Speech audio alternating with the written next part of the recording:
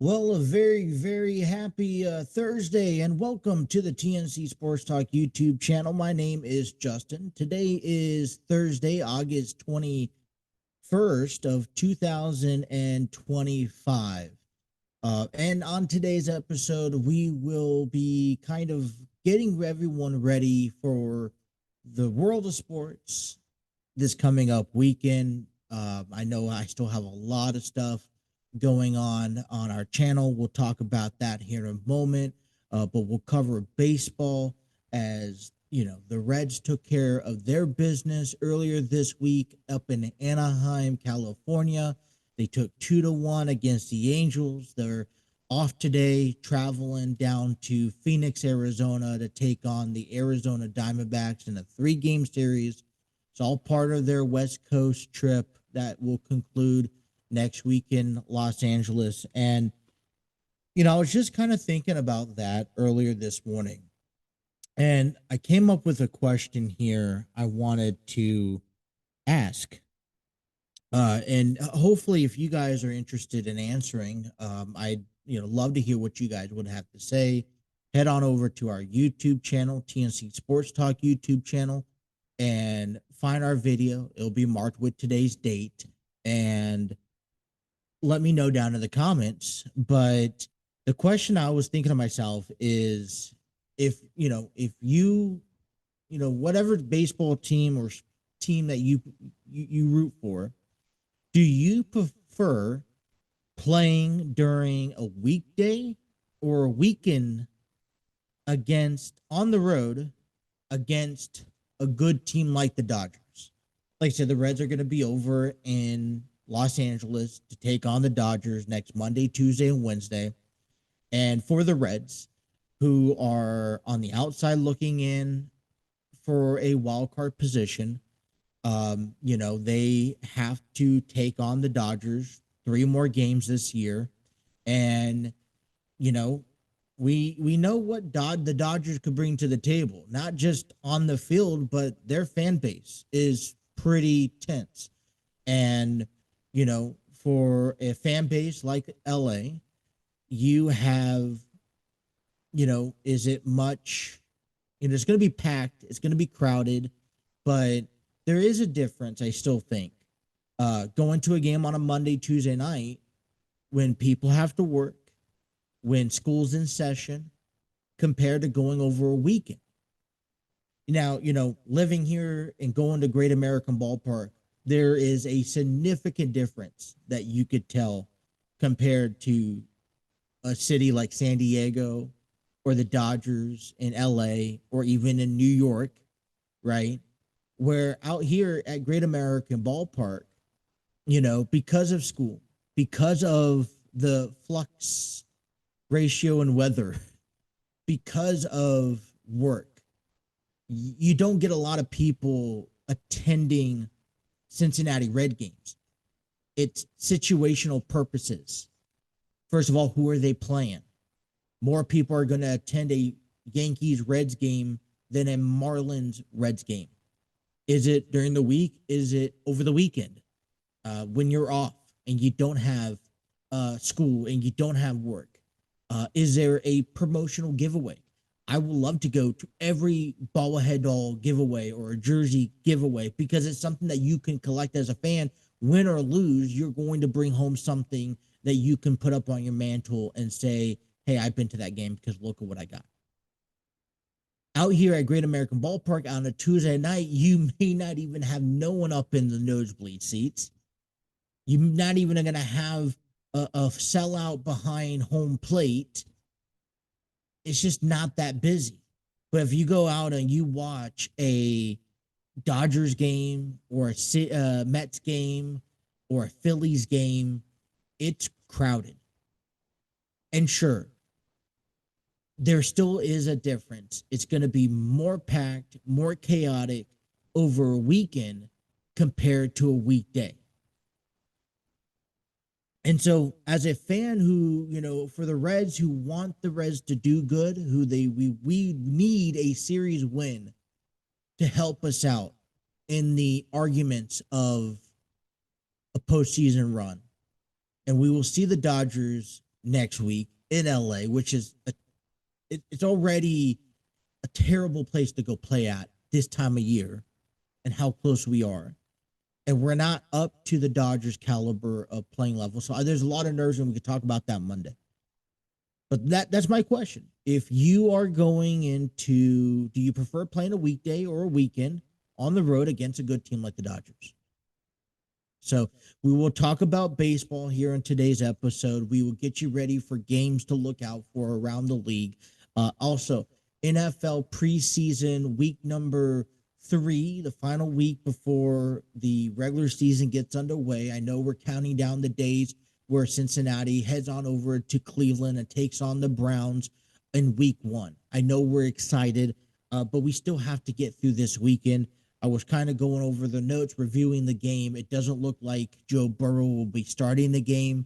I talked about this earlier this week. I actually haven't gotten a chance to talk about it. I got a chance to watch the Commanders and Bengals game on Monday Night Football, and I was actually pleased to see Joe Burrow stay out there for a quarter and a half and work with the second string guys. And I like that. I think that just shows integrity. I think it shows the reason why Joe Burrow is such a good quarterback and why we should be so appreciative that we have a quarterback that demands excellenceness. He's willing to take his time, go through a few series with the second string guys, because listen, injuries happen all the time, and as much as good as of a great 1-2 punch combo they have between Joe Burrow and Jamar Chase, you need to have that same chemistry if possible with a guy like you know the gosh I can't Jones, for example. So you know I can tip my cap off to Joe Burrow for doing what he did last Monday, and the Bengals. Hey, the Bengals picked up a victory, but we'll talk about that here in a little bit as we get ready for the weekend. Do want to talk about some wrestling. We'll kick things off here in a moment with wrestling, but I want to take this moment at the beginning of the channel. If you haven't gotten a chance to, please like, share, and subscribe to our channel. It is growing thanks to different directions that we're taking. And one of the biggest directions that we are continuing on this channel is gaming. I know it doesn't quite fit that podcast criteria, but gaming has developed our channel and has grown our channel over the past years. And so keeping it around, I don't know what the future holds, but I do know where we're at right now.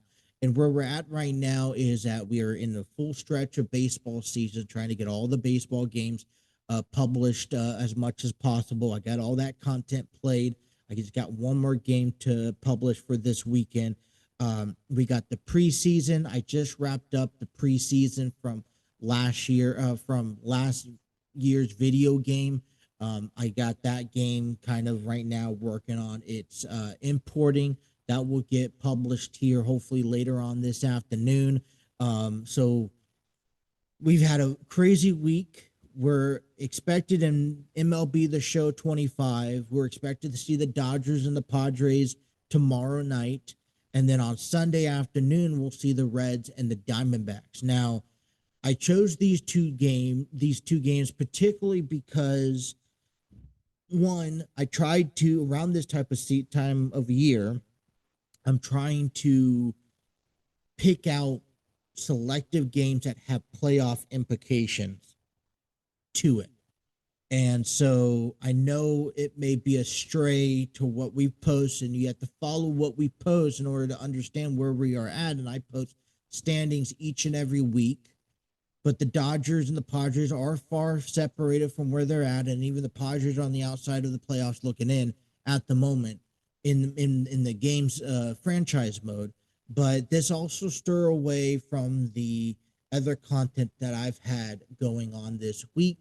I don't want to overlap a lot of content, but So that's why we have selected this game. Same thing for the Reds and Diamondbacks. They're both fighting for a wild card opportunity. And, I selected them. It's earlier in the afternoon, so we're not missing night 2 of WrestleMania. So everyone could kind of check out everything that I have going on the channel. So those are the 2 games that are still yet to be published this weekend. In our Madden 25, in our NFL Madden franchise series, in simulation games, we have, we had a doubleheader, which is, I think, already up and ready for tonight. We have the Dolphins and Buccaneers tonight kicking off at 7:30, followed by the 49ers and Raiders. And then we'll conclude the week 3 preseason with the Giants and Jets. Now, that is all played and simulated on the NFL Madden 25 video game. NFL Madden 26 recently came out. I can confirm that I purchased the game today, and I will be working on week 1 content. My goal is that there's just no way about it. So I'm going to go ahead and play the franchise series as the Cincinnati Bengals.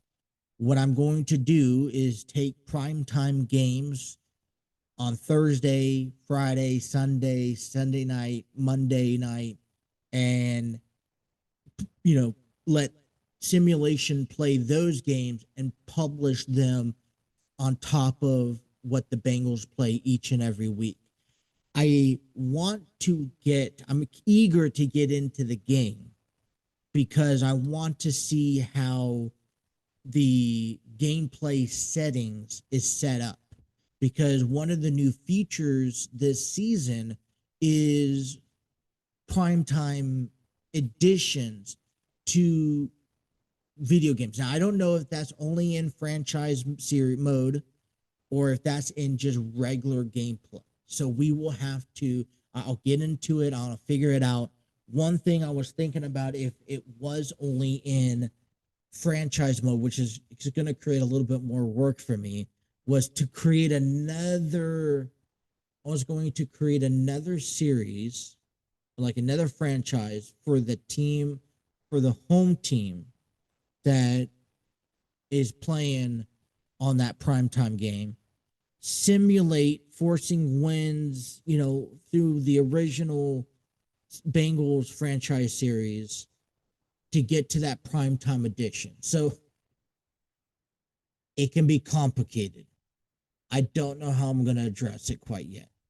There's a lot of factors in, and I ask for patience. I may not even do primetime, if they don't offer it. So we will see what happens there. But I am eager to get into the new game and to get the season rolling, which I'm hoping to begin content, at least for, at least to get ready, get ahead of the game, beginning next week. While I'm putting that on hold right now, we are in the middle of a very big wrestling week in our WWE 2K Universe mode. We've already done through Raw and NXT. I just got done playing taking care of SmackDown and main events content.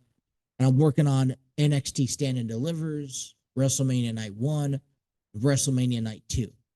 So I'm moving right along.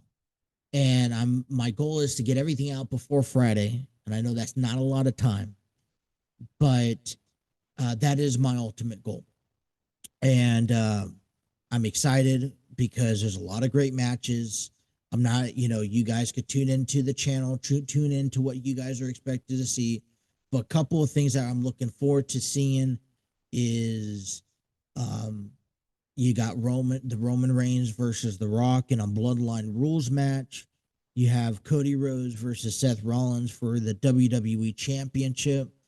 I just crowned earlier on Raw. On a previous episode of Raw, we had Becky Lynch taking on Jordynne Grace for the Women's United States Championship. We have the inaugural Women's Intercontinental Championship being crowned this weekend. So there's a little bit of everything going on for entertainment. So that is all being completed as we speak, in progress, and that content should get up this weekend. So there's a lot going on our channel, and it continues beyond that. So stay tuned, and I will do my best to keep you guys up to date. If there's any other, things going on, and that's why I'm also using this time on our channel, because I don't sit there and talk. I don't talk in between, in between, programs, or videos. AI, I create the videos and I let it go. There's no need to have chats and conversations and my points. I don't want to be a disruption. I want content to tell that story itself.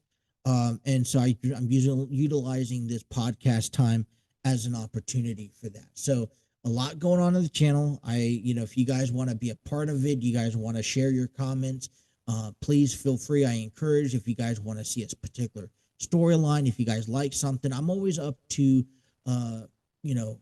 feedback.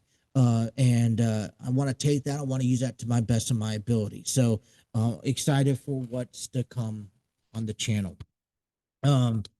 Before we kind of get started here with the sports, the first topic I do want to address here today is going to be the news that we discovered earlier this week regarding Naomi, who recently won the Women's World Championship. She won by cashing in her money in a bank at Saturday Night Main Event right before SummerSlam.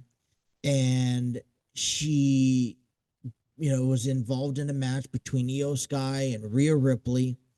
And she successfully cashed in and became champion. We learned earlier this week on Raw that she is currently pregnant, and that will leave her out of action for at least 9 months, maybe up to a year. And the ultimate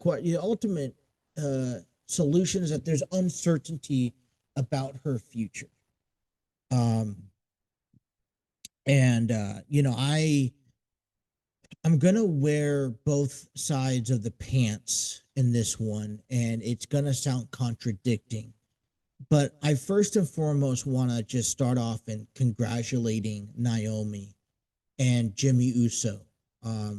For a father of 3 myself, I think having kids is a wonderful thing.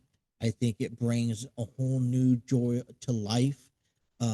It brings family together, and it strengthens a relationship. So I will never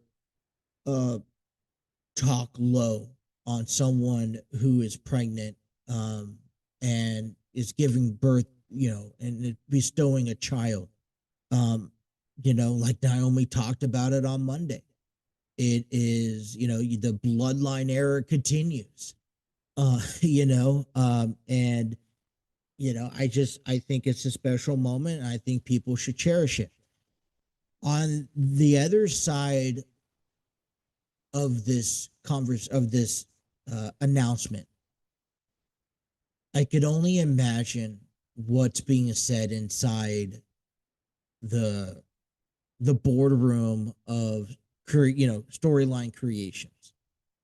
Here is someone who definitely deserved a push, who definitely deserved to had been focused on attention. She goes through this feud with Jade Cargill. She wins the Money in the Bank briefcase. She cashes in successfully and becomes champion. And now this title run is, in full motion. And I'm now being, in the office and being told that, we're sticking. For me, it's the WWE is sticking their necks out and pushing you to be this image and be this face of a company and be the champion. and you're off to go get pregnant. And I know this sounds completely wrong, and I get it, but I can't help but imagine. I mean, sure, people, I'm excited for her, but you know, it's one thing if you got injured. It's one thing if you got sick. You can't control those things so much because the world we live in, the sport that you are a profession at. So I get it. But what you do have control of if you get pregnant. There are steps that you can take to prevent a pregnancy. And I'm not trying to say that she should be preventing a pregnancy, but she's in a position of, in a place of her career where she's finally getting that attention that she deserves. She's getting that recognition. She's getting that trust from the WWE saying that, hey, we're going to put the title on you. You are going to have this championship storyline, and we are going to invest our time, our money, our resources. We are going to stop anyone else who should be progressing forward in their careers. I mean, look, we just saw a really good run with Lyra Valkyria, Becky Lynch, and Bayley. But guess what? They're down there building that women's intercontinental championship so that Naomi could have that spotlight as the women's world champion. And so I'm thinking on one side of the table, and I'm kind of almost disappointed in Naomi. You had the ability to control if you got pregnant or not. We give you this push, and this is how you repay us. Like I said, I wish the best. I'm excited for her. I think it is incredible. She isn't the only person or female who's done this. I think back on times like Becky Lynch, because Becky Lynch went out to social media, said something negative about it. Naomi responds, said, hey, girl, you did the same thing like I just did. But what, 5, 6, 7 years ago? I'm glad that they're in a position, and if this means I get heat for saying that this is just a bad timing, well, guess what? It is a bad timing for your career. And unfortunately, look, I get she's established. People are gonna miss her. She's not gonna be forgotten when she if she comes back in a year. People are gonna love her. I don't think you could keep a heel on her when she comes back 10, 12 months later. And I'm going to say that's an if, because, having a family, bringing a child into this world does change people's minds about their career path. But, WWE's moving on. And for the next 9 months, I can almost guarantee you that they're going to push somebody else. Storylines are going to change, and you don't know what you're going to walk into. As a company who is working their way back, from their, from the dog days, from, they almost, from their plague, okay, a couple years ago, WWE's making a comeback from their plague. They are pushing people in their storylines. And I will say this in wrestling: if it's important to be on TV each and every week, and people will move on quickly. If you're not there, you're not ready to go. You're not staying up to date. You're not staying fit. You're not in the ring wrestling. You're not, you cannot just come and go as you please. And I just this is where the crossroads has. I want to finish this subject on a positive note. And like I said, I want to reiterate the gratitude that I have for the family of Naomi and Jimmy Uso, the bloodline, the ins and outs. And I want to just wish um, a long, healthy or fast, healthy, um, pregnancy. I want to wish the best of luck to everything, and whatever the future holds. I'm excited and I can't wait for that new chapter to begin in their lives. So, congratulations to Naomi and Jimmy Uso with the breaking news that happened earlier this week on Raw. While we are on the conversation of WWE, something else kind of took precedent in the world of professional wrestling this week. As we learned earlier this summer, WWE and ESPN has come together in a deal where originally, starting in 2026, premium live events would be held through ESPN, which meant that in order to watch a PLE event, you would have to have a ESPN subscription. And that subscription would start at $29.99 per month. There were some, I guess, disagreements from the fans, and they sure expressed themselves, and very right to doing so. WWE went on this whole new dynamic when they created the WWE network. They made it available for all of us to watch a lot of content. And since then, they moved a lot and they have adapted to the streaming platforms over the years. Netflix, Raw is on Netflix now. PLE was on Peacock. Um, and so now we are seeing WWE take that next steps. And we're seeing them jump to a sports subscription and look, it's good for business. Just imagine. I appreciate. I'm going to start with that one. Let me start this way. I appreciate what WWE has done for us, the fans, to give us access to wrestling content throughout the years at an affordable price. $9.99 a month was not a bad deal. Buying Peacock at $6-7 a month was not a bad deal. On top of that, you got a chance to watch Sunday Night Football on NBC because NBC is provided on Peacock. You got to watch other sporting events, as well as you got to watch whatever movies or TV shows Peacock's had to provide. So thank you for providing us an affordable subscription. But have we just lived under a rock this last 10 years? Inflation has grown over the years. We got through our pandemic, we're still kind of in the recessions. People are not financially out of what has taken place and has financially hurt us years ago.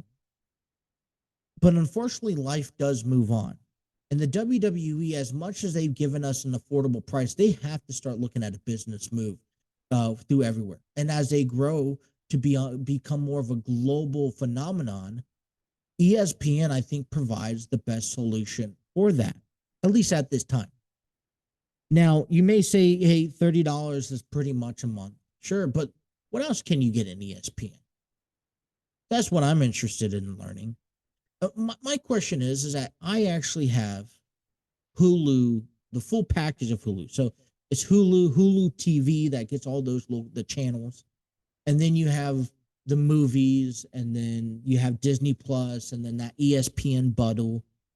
Does premium live events included into that? And I'm just curious. Or do you have to pay something else on it? So I'd be interested in seeing exactly the intel.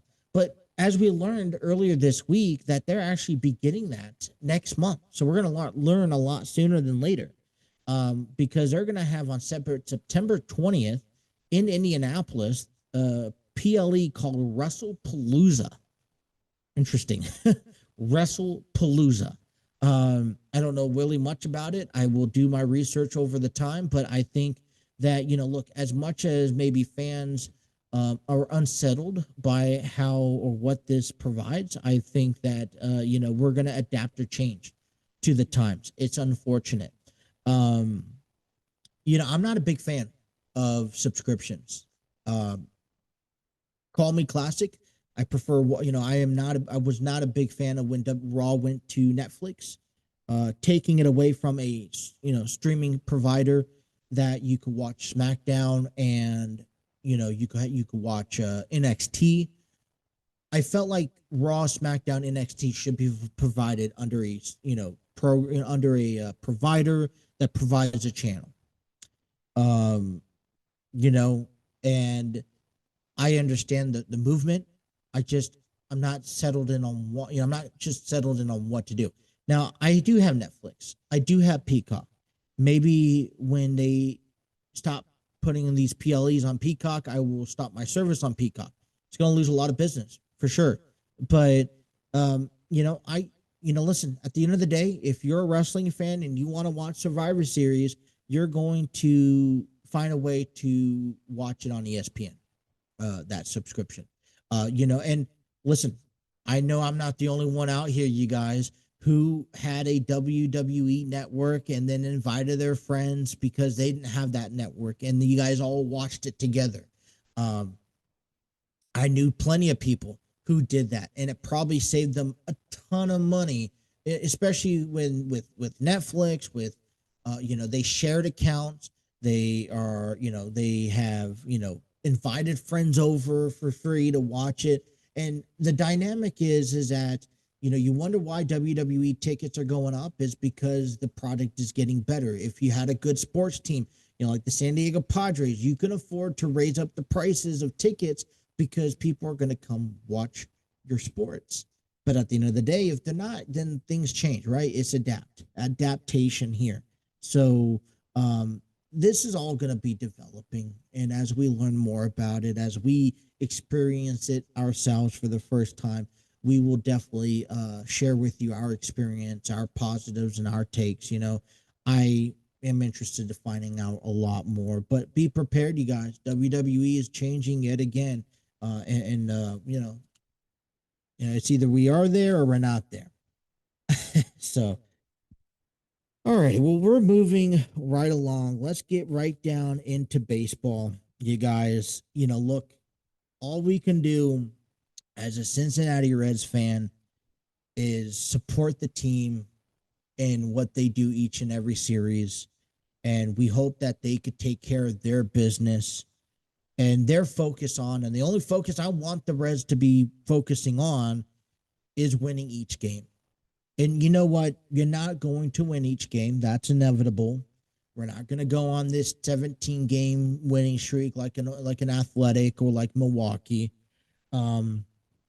But capitalize. You play fundamental baseball to give yourself a chance to win ball games. You got to win games that you can win.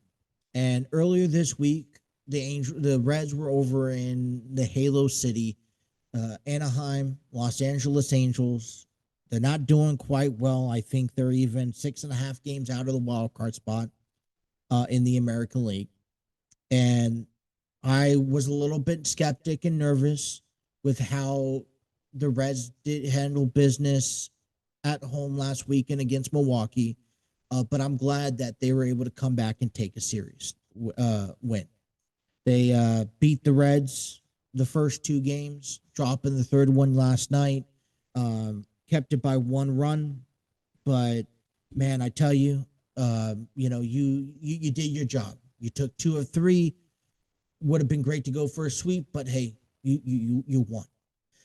They're headed out to Chase Field in Phoenix, Arizona, to begin a 3-game series against the D-backs. D-backs were 6 games back in the wild card into this one. And I am, I'm hoping that it carries on into Arizona. We took the 3 games at Great American Ballpark when they came back in June. I think I even took the girls to the Sunday game when they swept the when they won and they swept. I remember that. I remember because it was part of my daughter's softball organization. They were doing a fundraising where proceeds to buying tickets to the Reds game, selected Reds game, went back to their softball league. And we went to a Sunday game. They faced the Diamondbacks. It rained halfway through. We sat up with the team. I didn't. What was great about it, we sat so high up in the nosebleeds that we didn't have to move when it downpoured. I'm like, thank goodness. But because it's crazy out there, I tell you. The weather just worked in our favor because we were able to get into the stadium.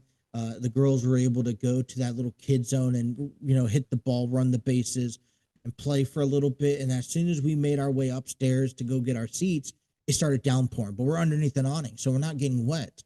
And then we climb up, and we're just underneath the overtop up in there, and on the right field side, and it starts downpouring again. And we're just we're probably 3 or 4 roads back from where seats are getting drenched, but we're all clear here. So we didn't have to go take shelter, take cover, deal with wet seats and whatnot. So it was a fun experience. But look, I mean, this is another team that we should be beating. They unloaded some of their players. Suarez went to Seattle. And it seemed like the Arizona kind of made the move that they're going to fight with a lower budget. If they're going to make a postseason run. And so they made the change. And I think we need to come in and to capitalize on that and take advantage of it. As much as we have teams here, okay, that are looking to earn themselves a postseason opportunity, you have other teams on the outside looking to spoil. One of the things I was enjoying watching this week was the Milwaukee and Chicago series. They have it's a 4-game series, plus they're making up a rain delay earlier in the year, which means they're playing 5 games on top of whatever series they have next. Chicago currently leads that as they play today in their 5th and final game of this series. The Chicago leads 3-1. Now, this may not do anything for us with Chicago because Chicago's 5.5 lead in the wild card. It's going to be because they're focused on battling for the NL Central Division. But it's fun to see these teams now play each other and see how it could affect us. San Diego is home to the Giants. They had not so great of a week last week. They got swept by the Dodgers. They currently lead the series against the Giants 2-1. They played their 4th game here coming up later on today. The Nationals is another team because they hold that 3rd and final spot in the wild card as of today. They have a split series heading into the rubber game matchup with the Nationals later on this afternoon. So if you're looking at for today's game, I know they're earlier on. If you don't, that's fine. But they do play impact because, we could come down to a half a game back of the wild card if the Nationals could win. We could come 2.5 games back if the Giants could win. As we head into this series, as we're looking for the Reds and the Diamondbacks to lead, we throw in games to watch this series. So if you're looking for baseball, I know we got football going on, but if you're looking for baseball, we have the Giants in Milwaukee, where we kind of want the Giants to win. We have the Cubs over in Anaheim. I know maybe Angels could turn the thing around, beat the Cubs a little bit, lower that session down. The Dodgers and Padres. We already know what happened last weekend. The Mets are going to be a challenge. I know Atlanta ain't playing the best of their season this year, but don't underestimate a good NL East division game between the Mets and Atlanta. And I'm going to throw in on the backside because St. Louis is 5 games back, but see, they're only a series or 2 away from changing the whole dynamic picture of what this wild card looks like. They're over in Tampa Bay. They play a game tonight, tomorrow. They're off Saturday, and they play Sunday. They took care of Miami on the road, 2 games out of 3. and they play tonight. So we have our work cut out for us. But going back to what I originally is claiming, and this is going to probably be the conversation for the next few weeks, right? As we learn if the Reds are going to make it or not. It's win games that you must win. It's, win the series that you must win. Arizona is a team that you must win. And then you can worry about the Dodgers, which look, we lost two out of three at home against the Dodgers. I would love to turn things around. But that momentum next week on the road against LA in Los Angeles is also going to probably play favor to how the momentum is heading back home against the Cardinals. Because it's not going to be a fun week if we get swept by the Dodgers. And it's definitely not going to be a fun week if we lose a series to Arizona. So there is a huge importance of how this next few days works out. It's going to be about momentum, how this team can play, fundamental baseball. And I want to say this last topic towards the end of the program because it's going to relate to both your Bengals and the Reds. But we got to honestly start taking a solid true understanding about what this city provides when it comes down to a professional sports team. And I'll explain more here in a little bit. That is your MLB update. Coming into the NFL preseason, week number 3 is among us. We have games going on tonight, tomorrow, and Saturday, including a couple of games that I kind of want to pay attention to. And the big one's going to be the Colts and the Bengals. Saturday is the third and final preseason game. It's the first game at Paycor Stadium. It starts at 1 p.m. Kickoff is at 1 p.m. You'll have Daniel Jones, who was just announced as the Colts starting quarterback. And it looks like, from my understanding, that Jake Browning will get the start and that Joe Burrow will be sitting out the final game. Now, look, I think before we get too deep into this game, look, the Bengals beat the Washington Commanders on Monday. It was a good win, I think. I think it's a good win for the season. Yes, I know this is preseason, but that first win under a new team of a new year, it's always challenging as is. And so when you get a chance to finally get that W, you go out there and you say, hey, we got that under the belt. We know what to do next. Let's go out and get another one. And you'll have the opportunity this weekend. I think that the Bengals should beat the Colts this weekend, build momentum. It's all about building momentum heading into the regular season, and boy, we do need it. We're going to leave the office stuff at the office for right now. We could come back next week. We could come back in 2 weeks and talk about that again. But the important thing is that we're winning. And the defense, they held their ground. And we were able to tackle on points with our second strings, which is important.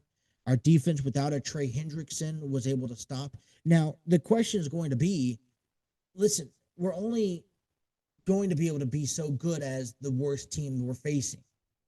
Because do you really believe that without a guy like Trey Hendrickson, we can put up a same opportunity or same point, differential to Monday's game compared to a team like the Kansas City Chiefs or Baltimore Ravens? And the answer is no. And when you look at the season for the Bengals this year and you look at all the, great teams that we're going to be facing, the Broncos, the Chiefs, the Ravens, how even the Steelers are looking to progress and to get better, I don't know I don't think we have a good matchup. Everyone's calling it, and I have to agree, without Trey Hendrickson on that field, we have the worst defense in the league, and we can't survive off of Joe Burrow and Jamar Chase. I'm sorry to say it. But I'm just going to refrain myself a little bit. So Daniel Jones is got the nod as a starting quarterback for the Colts this season. He's going to get the nod to start this game here on Saturday. So far this preseason, he's thrown for 245 yards, 0 touchdowns, 0 interceptions. Jake Browning, so far this off preseason, is 221 yards, 2 touchdowns, and 1 interception. I'm going to particularly watch Jake Browning at Desmond Ridder in Saturday's game. And the question that I have is if the Bengals will be carrying 3 quarterbacks onto the main roster come opening day. I don't see an issue. Why not?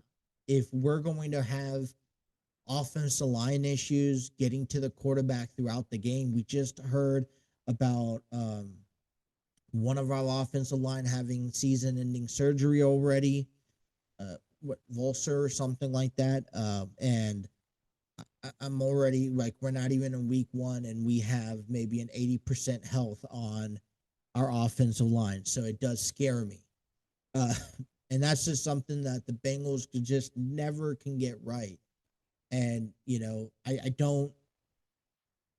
It doesn't help the cause, but does that warrant 3 quarterbacks? And why not should it be Desmond Ridder if he's the third quarterback? I'm not ready to sell on Jake Browning yet.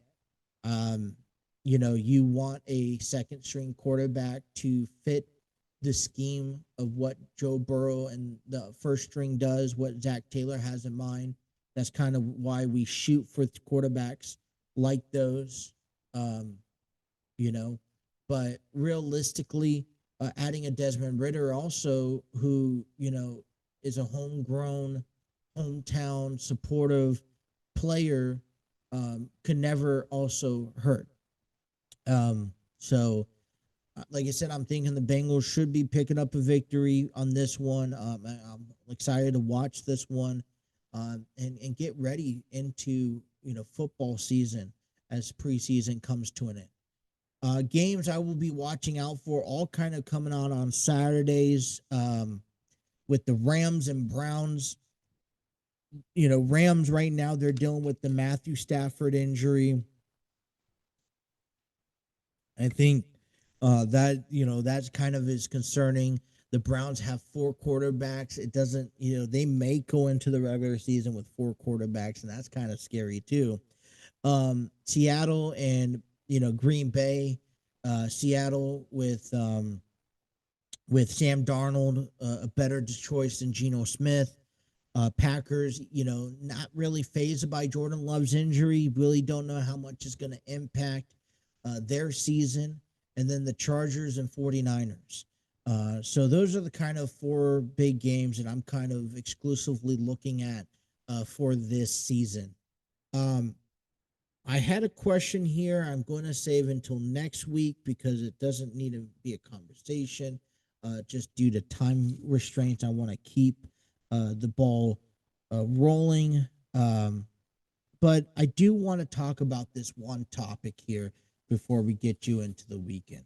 And the conversation realistically is that us fans in Cincinnati, Northern Kentucky, Indiana, wherever you are at, if you guys are supporting the Bengals or the Reds, the question is that we need to start asking ourselves and come to conclusion is the truth behind the major leagues here. The Bengals and the Reds. Let's just understand the truth. The truth of the matter is that we are a low budget team. We are a subpar team. We are a B+ at best. But we're not no A team. We're not no Kansas City Chiefs.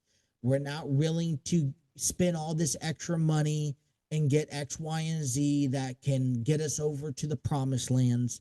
We invest into certain people. We hope that the low budget people could come back around and fill in the blanks. And we have always been that way. And, I think we need to take a cold, hard truth in what we have to offer. We're seeing this right now with the Trey Hendrickson situation. The bottom line is, without Trey Hendrickson, our defense is zero, is ranked 32. It's ranked 35 in a 32 league, team organization. That's how bad our defense is without Trey Hendrickson. And with Trey Hendrickson, he does so a lot. Yet the owners still hesitate to make a deal happen. They're pushing buttons. They're really being stingy. And to me, it's sad to even watch this happen, because we are dealing with a league right now in a division that we're being an afterthought now. So we went to a Super Bowl a few years ago. So we beat the Chiefs a few years ago. We're not better than the Chiefs. The only thing that we have in our franchise for the Bengals is Joe Burrow and Jamar Chase. And how much can, and they're already, the conversations are already out there. And you know what? I don't even know why Joe or even Jamar even wants to be on the Bengals if they don't see the ownership want to improve the rest of this team. They were willing to take less money so that they can spread out their salary cap among everyone else, so that they could put a winning team together. Trey Hendrickson doesn't want a $50 million contract because he's the best pass rusher in the league. He knows he should be getting a $50 million contract like Myles Garrett, like TJ Watt. He's better than them. But he's not. He's willing to settle for a $20 million contract. All he's asking for is for some guaranteed money because he's at his prime, and you don't know what the future holds in the next 2 to 3 years. And the fact that the Bengals can't see that and can't be willing to, make a deal happen, you're willing to throw away your best defensive player because you want to stroke your own ego. And here's what my fear is. Okay, I honestly think that window of opportunity is long gone for the Bengals to win a Super Bowl. I'm sorry, but Joe Burrow is only going to be the next Andy Dalton. You know what? Joe Burrow is better than Phillip Rivers, and he's not going to get. He's not. I would be surprised if he gets another Super Bowl. A lot of things will have to go his way. But it's not Joe Burrow's fault that that the Bengals ain't gonna get a Super Bowl. It's not Jamar Chase. It's not what they do offensively, even though they have their own issues still. It's because ownership can't complete a team. And if they do, it's a half-assed team. I'm sorry. Jamar Chase is another AJ Brown. Or AJ Green. Sorry. AJ Green. Deserves to play for a winning team. Deserved to have his MVP moment against, with the winning team. Never going to happen because he chose to stay in Cincinnati, and they're nothing more than what it is.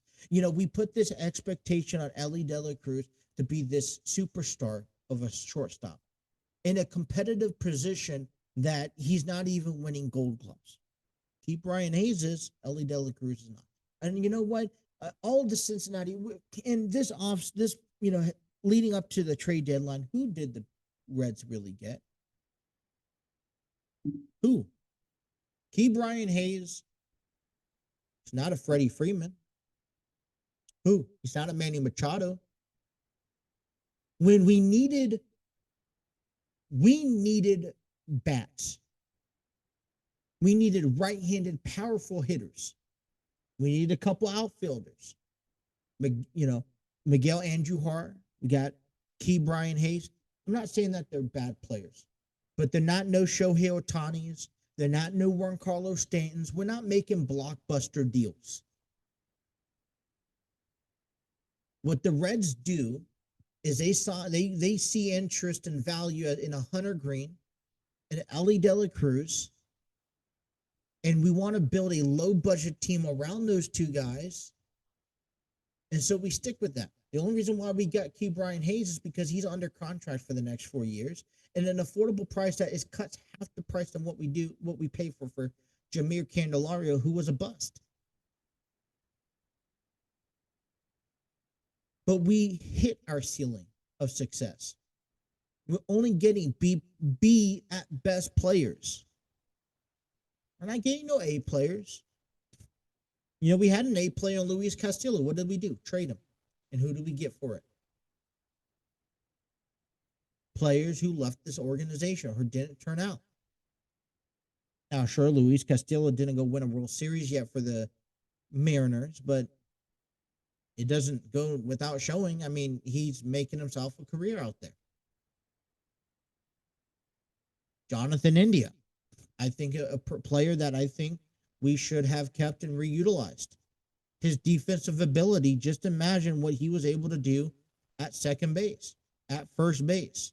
When you're trying to move Spencer Steer, Christian Encarnacion is still down there in the minor leagues. You're telling me we got rid of Jonathan India so we can make room for guys like Matt McLean and Christian Encarnacion Strand? And yet, what are they putting up? I understand that, you surround yourself with talent. So you take some pressure off of Ellie De La Cruz. I'm not convinced that he's the only, that he needs to go hit 350 with, 30 home runs, 50 stolen bases, and all that stuff. No. I think the expectations have been high for him. I think he is a good player. I don't think he's the best player. He may be the best player for a Reds, but the best player for a Reds is still just a good player in the major leagues. I think we expect a lot out of Ellie De La Cruz, and because we don't see him lead this team to the promised lands, we say he's a bust, or we say we're disappointed in him. Realistically, it's what we surround him with. And unfortunately, we don't surround him with anything positive. Anything that's worth taking. The Padres picked up and signed Fernando Tatis. They went out and they grabbed Manny Machado, Xander Bogart, surrounding him with some key players. Along with the Jake Cronenworth. And so my point is that with this low budget team that we have, that ownership has established, and they've never moved on and they never will. And as long as we continue looking at it, they're only going to sell us enough to get us in seats. We went to a Super Bowl a few years ago. And all we have to show for it is a contract extension for 2, if not 3 players on the squad.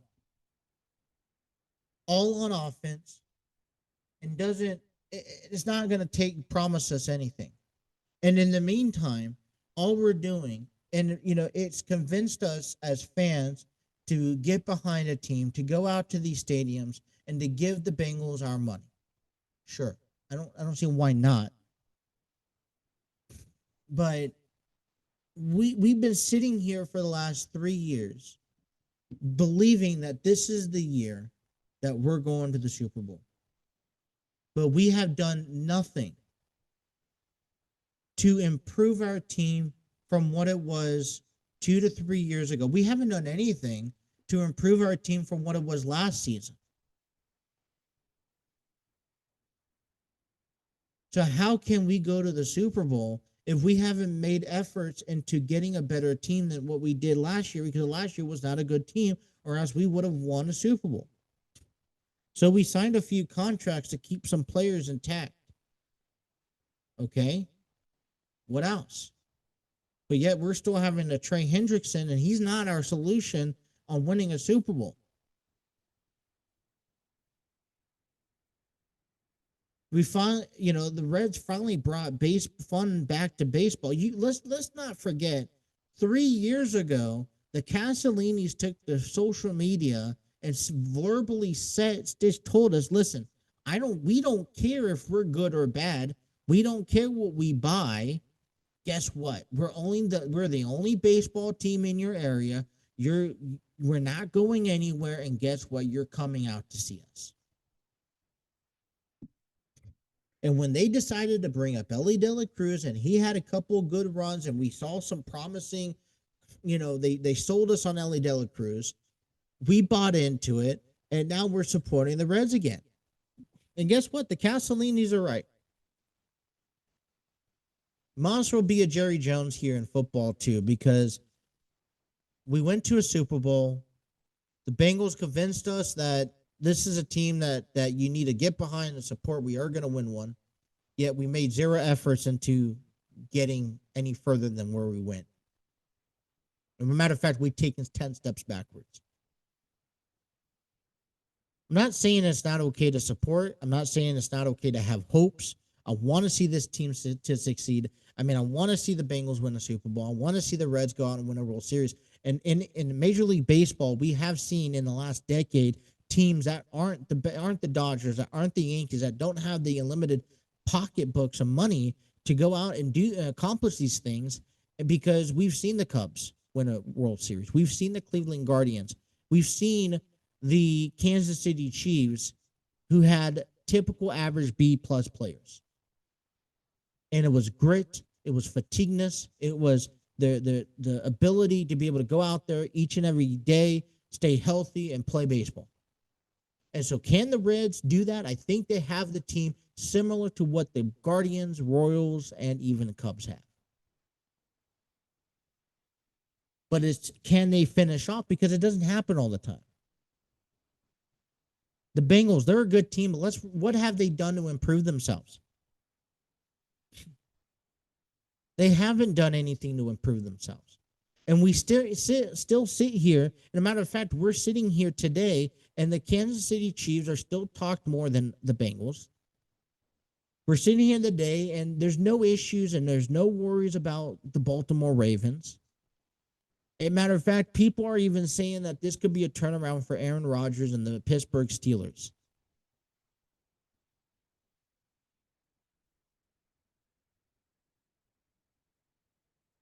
We know what lies ahead of us. People are, you go, I mean, look, and this is just what I'm just taking off of. People are, when we get talked about on sports radios, on First Take, on The Herd, on any radio station outside the Cincinnati area, because we're blinded by the city and what we could provide, all I'm hearing is how people feel sorry for us, how people feel sorry for Joe Burrow and his and his skills and his greatness, and how he is stuck on a team that just will never get over the hump because ownership won't allow it. This is a mediocre ball club ran by ownerships. Not the players. The players, I think, are great. The players, I think, they have the ability to go the whole 9 yards. I think the coaching staff is solid. I like, Jack Taylor. I like Terry Francona. But the bottom line is that we are a lower market team. We are a lower budget team. We have such a rich history, yet we are always undervalued, overlooked, or an afterthought. No one can see us coming from a mile away, and we can even be at the gates of a championship, and still no one's going to take us seriously. Yet we have nothing to show for it. We have not improved. We have not gotten better in our skill set. We have not gotten better in our roster. And I'm not saying that we need to go out and we need to sign these multi-million-dollar mega deal contracts and make, the next tight end the highest paying player of the NFL. I'm not saying that, but we can make a little bit of an effort. Half these guys that we pick up half the time are either out of their primes, They're towards, they're known for what they have done. They're at the age where, they need to be out, they need to be squeezed out every last ounce that they have in the sport, and or they're injury prone. They're no names. They're past tense. And it's no disrespect to who they have. I mean, T. Brian Hayes got traded to the Reds, and what was he not capable of doing? His batting average was extremely low. He's not hitting the ball, but you know what? He had good defensive ability. Yeah, because we need a good defensive third baseman out there. We don't care about bats. No, we care about bats. It's been talked about all season long that we need bats, that we need people to be able to hit home runs. So Miguel Andujar is kind of making some of that up. Great, congratulations. But, I don't, realistic terms is that we are a low budget team. We are only going to be as good as what our ownerships allow us to provide. And it's the prime example of what we see here with Trey Hendrickson and the complications that we have, knowing that the issues are right there in our face, staring right back at us. And yet, Bengal fans and Reds fans want to sit here saying that we're going to win the Super Bowl this year. Great mindset for you. Reality is that's not the case. You can't sit here. I knew somebody that every time I try to have a realistic conversation with him about the Bengals, just the truth, he could not fathom to take accountability as a fan to say that there is an issue with the Bengals, that the Bengals have a problem. And it's not,